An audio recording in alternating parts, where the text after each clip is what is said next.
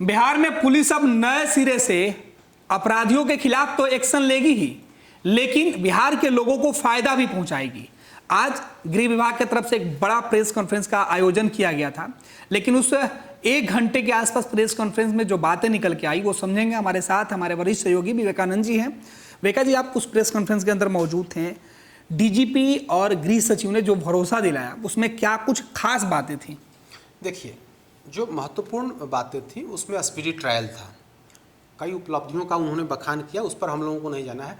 लेकिन जिस तरह की बात स्पीडी ट्रायल को लेकर के की गई, जिस तरह से बिहार पुलिस मुख्यालय ने खास करके नए डीजीपी जो भी 2-4 दिन पहले जिनकी नियुक्ति हुई है, उन्होंने एक विस्तृत प्लान बनाया है कि कैसे हमें स्पीडी ट्रायल के माध्यम से एक बेहतर मैसेज देना है, बेहतर पुलिसिंग का मैसेज देना है कि किस तरह से हम अधिक से अधिक लोगों को एक तय समय सीमा के अंदर सजा दिलाएं। इसके लिए स्पीडी ट्रायल चलाने की शुरुआत, हालांकि स्पीडी ट्रायल बहुत पहले से चल रहा है, लेकिन उसकी गति इस तरह की धीमी हो गई थी जिससे लगता था कि अब इससे कोई लाभ नहीं मिल रहा है।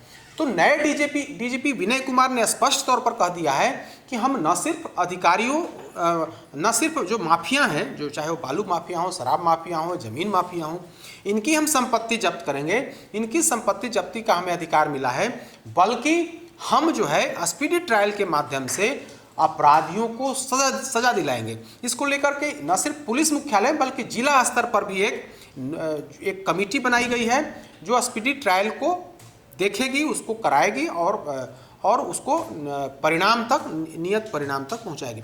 तो विनय कुमार ने स्पष्ट तौर पर कहा कि देखिए, स्पीडी ट्रायल चलाना बहुत ज़रूरी है और इसके लिए एक व्यवस्था बनाया जा रहा है। पहले एक कार्यशाला होगा जिसमें जुडिशियरी से लेकर के जो न्यायिक से जुड़े हुए लोग हैं और पुलिस से जुड़े हुए लोग हैं, उनको हम लोग कार्यशाला कराएंगे। हम लोग पहले 2014 में पहले भी हम लोगों ने ऐसी व्यवस्था की थी और इसका सार्थक परिणाम जो है मिला था। हम लोग एक बार फिर से ऐसा करने वाले हैं और हमारी पूरी कोशिश है कि स्पीडी ट्रायल के मामलों में तेजी आए और इसके लिए हम जिला स्तर पर एक डेडिकेटेड वहाँ पर टीम रखेंगे जिसमें इंस्पेक्टर को रखेंगे और इंस्पेक्टर को हम गाड़ी देंगे और इंस्पेक्टर को हम हर संसाधन से उस जो गवाह जो होगा उसको पहुंचाने के लिए उसको हम रखेंगे और पूरे संसाधन से लैस करेंगे और हम देखेंगे कि गवाही ऐसी हो ताकि गवाह को कोई परेशानी नहीं हो।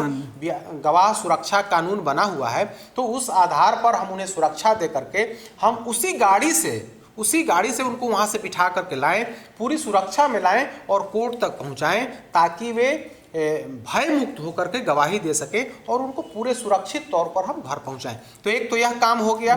दूसरा, राज्य मुख्यालय में यानी कि पुलिस हेडक्वार्टर में एक ऐसी व्यवस्था बनाई जा रही है जो सभी जिलों पर निगरानी रखेगी, सभी जिलों से रिपोर्ट लेगी और सभी जिलों में अगर कोई समस्या है तो उसके समाधान को लेकर के कोऑर्डिनेशन जो कमिटी होती है वो कमिटी हम बना करके काम करेंगे। तो जिस तरह से डीजीपी विनय कुमार ने स्पष्ट तौर पर कहा है कि हम न सिर्फ गवाहों को कोर्ट तक ले जाएंगे बल्कि सरकारी सिस्टम में जिस तरह से कुछ लोग घुसे हुए हैं और सरकारी सिस्टम में आईओ हो या फिर जो पुलिस के अधिकारी हों जो पहले तो गवाही देते हैं लेकिन अंत में वे मुकर जाते हैं, यानी कि गवाह हॉस्टाइल हो जाता है। तो जो सरकारी सिस्टम में है, जो सरकार का प्रतिनिधि है, सरकार का जो अंग है और वैसा अधिकारी वैसे पुलिसकर्मी अगर मुकर जाते हैं, गवाह अपने बयान से पलट जाते हैं, तो यह काफ़ी चिंताजनक बात है और हम इस पर रोक लगाएंगे। हालांकि पहले से व्यवस्था बनी हुई है कि अगर सरकारी गवाह मुकर जाता है तो उस पर कार्रवाई तय है, कार्रवाई होती है, लेकिन हम इसे और सख्ती से लागू करेंगे। अगर कोई भी पुलिस वाला गवाही से मुकर जाता है तो उसकी बर्खास्तगी होगी। हम ऐसे छोड़ने वाले नहीं हैं कि आप जो है सो आप सरकार के सिस्टम है, सरकार के अंग हैं और आप अगर मुकर जाते हैं तो इसका गलत मैसेज आता है और यह साफ साफ दर्शाता है कि कहीं ना कहीं आप जो आरोपी है उस आरोपी से मिले हुए हैं। तो ऐसी स्थिति में हम लोग छोड़ने वाले नहीं हैं। हम लोग सख्त कार्रवाई करेंगे और उनको डिसमिसल तक की कार्रवाई जो है हो सकती है। तो विनय कुमार जो वर्तमान डीजीपी हैं उन्होंने सख्ती से मैसेज भी दिया है और आप देखेंगे तो हाल के दिनों में 2-4 दिनों की अगर हम बात कर लें तो आप देखेंगे कि हर जिलों में एक बड़े स्तर पर अभियान चल रहा है। जितने भी वारंट लंबित थे, खास करके जो लोग लंबे समय से फरार हैं, वर्षों वर्षों से फरार हैं, और वारंट जो है जो थाना में जो है उसका वारंट पड़ा हुआ रह रहा था, स्थानीय पुलिस की मिली फाइल दबी हुई थी। हाँ बिल्कुल, स्थानीय पुलिस की मिली भगत से लोग मौज कर रहे थे, तो उन लोगों की मौज छिन गई है। और पुलिस जो है एक एक दिन में एक एक जिलों में 100-200 मामलों का ऐसा निपटारा कर रही है। तो पुलिस में तेजी जो है दिखने लगी है। हालांकि अभी 2-4 दिन का समय हुआ है, देखने वाली बात होगी कि आगे क्या कुछ होता है। इन्होंने भी कहा है कि यह एक दिन की बात नहीं है, लगातार इस पर जब प्रहार होगा, लगातार काम होगा, तो निश्चित तौर पर इसका रिजल्ट होगा।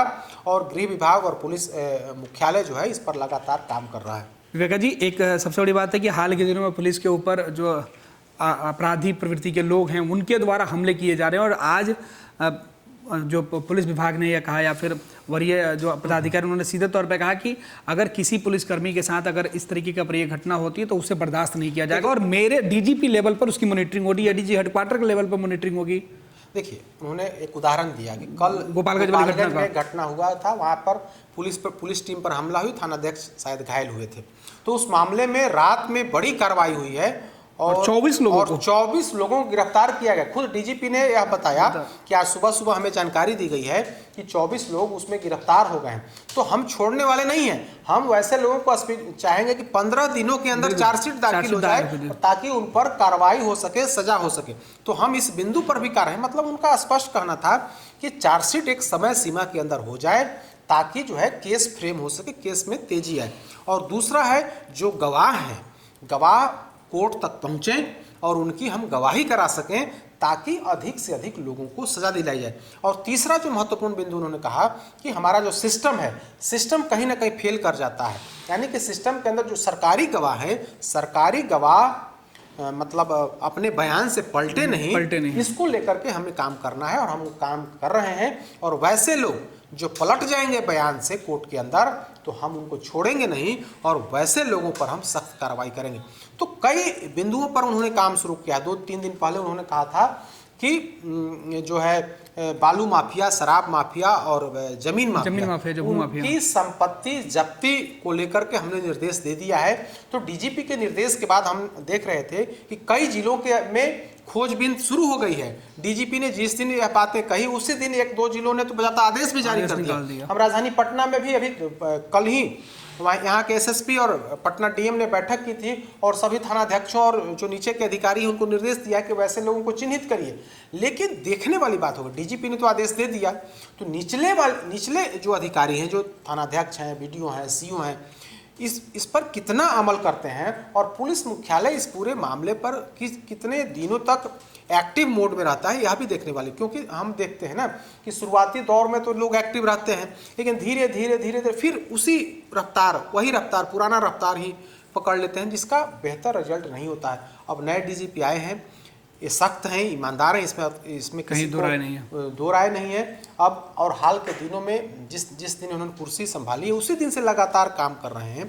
तो और इसका परिणाम भी दिख रहा है, हम लोग देख पा रहे हैं, क्योंकि हम लोगों के पास पूरे बिहार की खबरें आती हैं। तो कई जगहों से, कई जिलों से यह खबर निकल कर के सामने आ रही है कि पुलिस बुलडोजर लेकर के पहुंच गई, जेसीबी लेकर के पहुंच गई, और एक दिन में 100 से अधिक कुर्की जब्ती की है। तो लगातार प्रहार जो है, बिहार पुलिस का बुलडोजर अवतार हम लोगों को देखने को मिल रहा है, और डीजीपी लगातार इस दिशा में कार्रवाई कर रहे हैं। और आज जो महत्वपूर्ण उन्होंने बातें कही हैं कि हम पुलिस को भी छोड़ने वाले नहीं, अपराधी को तो हम नहीं छोड़ेंगे, माफियाओं को तो हम नहीं छोड़ेंगे। पुलिस के अंदर जिस तरह से पुलिस के अंदर जो माफिया तत्व बैठा हुआ है, हम उन्हें भी खत्म करेंगे, और वैसे लोगों के खिलाफ हम जो है सख्त कार्रवाई करेंगे। बहुत बहुत धन्यवाद विवेका जी। तो बिहार में अब पुलिस का जो रंग रूप तेवर तीनों बदलने वाला है, लिहाजा पुलिस से उलझने वाले लोग, जो माफिया किस्म के जो लोग हैं, उनके लिए सीधे तौर पर यह चेतावनी थी।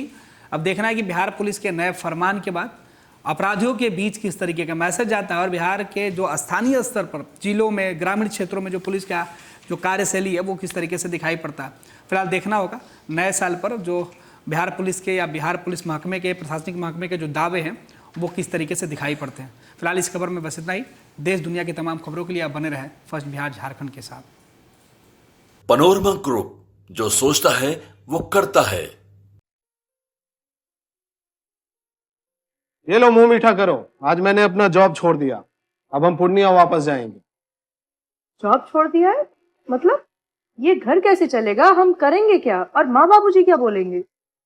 इसलिए मैं एक और मिठाई का डब्बा लाया। अपने बिजनेस के लिए लोन अप्रूव हो गया। अरे लोन अप्रूव हो गया वो तो ठीक है, लेकिन पूर्णिया में हम रहेंगे कहाँ? अपना घर भी तो नहीं है वहाँ। इसलिए तो एक और मिठाई का डब्बा अलग से लाया हूं। हमने पूर्णिया में घर ले लिया है, पूर्णिया के ई होम्स पैनोरमा में। पूर्णिया में पैनोरमा ग्रुप लेकर आए हैं ई होम्स पैनोरमा।